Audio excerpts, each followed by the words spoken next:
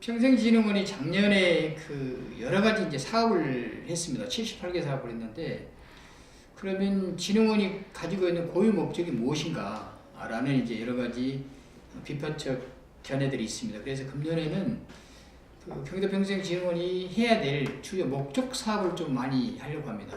그 일환으로 평생교육에 대한 연구, 또 사업 발굴에 대해서 좀 역량을 좀 모을 계획이고요. 두 번째는 쭉 이제 위탁 사업을 중심으로 해왔는데, 금년에는 자체 사업을 좀 강화를 해서 그 사업들에 잘 되고 있는지, 또는 그 사업들을 계속해야 될 것인지 아니면 일몰해야 될 것인지, 그런 것들을 좀 평가하기 위해서 자체 사업을 좀 강화하려고 그러고, 두 번째는 민주시민교육이 지금 3년째 추진되고 있는데, 민주시민교육에 대한 경기도형 새로운 롤 모델을 만들고 싶은 것이 저희가 지금 갖고 있는 가장 핵심적 업무고, 그 중에서 올해 처음 시작되는 청소년 노동 인권 교육도 그냥 교재만 배부하는 것이 아니라 방문해서 또는 동영상 유튜브를 통해서 청소년들이 항상 언제 어디서든지 청소년 노동 인권 교육을 받을 수 있도록 그런 체계를 만드는 것이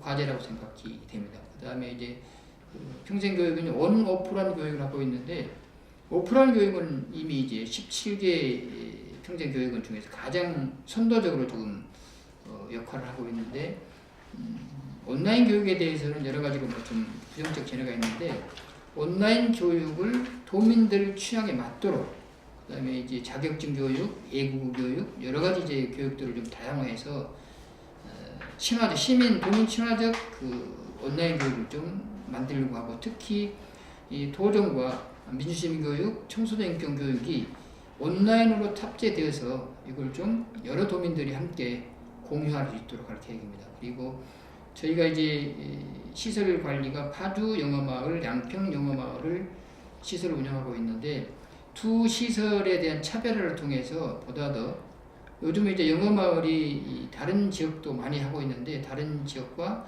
차별화될 수 있도록 좀 프로그램을 강화해 나가겠습니다.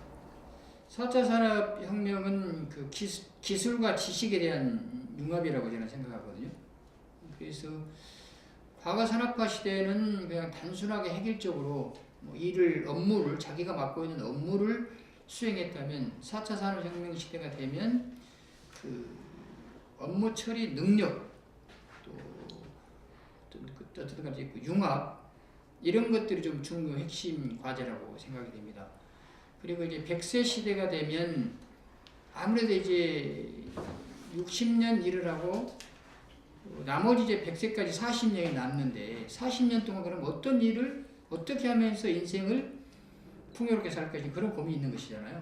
그래서 60세 이후에는 제2의 의무교육으로 평생교육이 지정돼서 국가가 좀 모든 국민들에게 제2의 의무교육을 할 수 있도록, 그 의무교육이 평생교육이 될 수 있도록 하는 것들이 중요하다, 이렇게 생각합니다.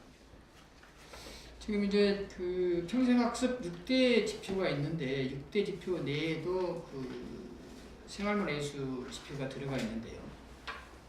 이제 대체적으로 보면 이 지표 중에서 청소년을 대상으로 한 평생 교육도 상당히 부분들이 많습니다. 또 예산도 그쪽 부분에 많이 들어가 있고, 그런데 이제 생활문화예술 교육은 이 성인들에게는 또 삶을 바꾸는 그런 양식으로서는 상당히 중요한 가치를 차지하고 있다, 저는 이렇게 생각이 되어서, 지금 아시겠지만 도시마다 생활문화예술 교육이 굉장히 지금 활성화되어 있습니다. 그런데 그 생활문화예술 교육을 체계적으로 이렇게 지도할 수 있는 그런 제도가 좀 미흡합니다. 그래서 내 삶을 바꾸기 위해서는 생활문화예술의 일상화가 굉장히 중요하다. 그래서 옛날에는 그냥 단순하게 보고 즐기는 문화였다면, 지금은 개인이 생활문화예술 한 가지 정도는 직접 생산해 낼 수 있어야 된다고 생각합니다.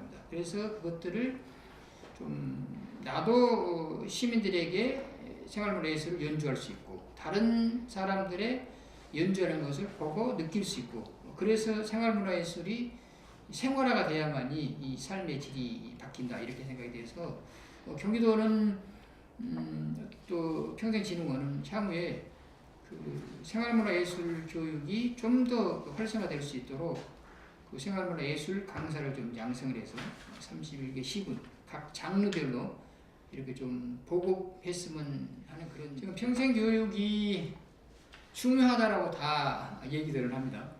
그런데 이제 국가나 정치권이나 그 지역에서 평생교육이 중요한 만큼 정책화되지는 않았다. 제도가 만들어지고 그 제도를 시행하기 위해서는 예산이 반영이 돼야 되는데 그런 예산과 제도가 좀 미흡하다는 그런 생각이 듭니다. 그렇지만 경기도만이 추구할 수 있는 평생교육, 또 평생교육을 통해서 공공 일자리, 학습 일자리를 만들려면 그 경기도가 지금 561개의 행정복지센터가 있습니다. 그 행정복지센터 내에 평생교육사를 배치하고 거기다 코디네이터를 배치해서 그 지역의 평생교육을 동에서 행정센터에서 주체적으로 추진할 수 있도록 하는 것이 아마 상당히 중요하고 이 과제는 국가가 언젠가는 도입해야 될 정책이라고 보는 것이고요.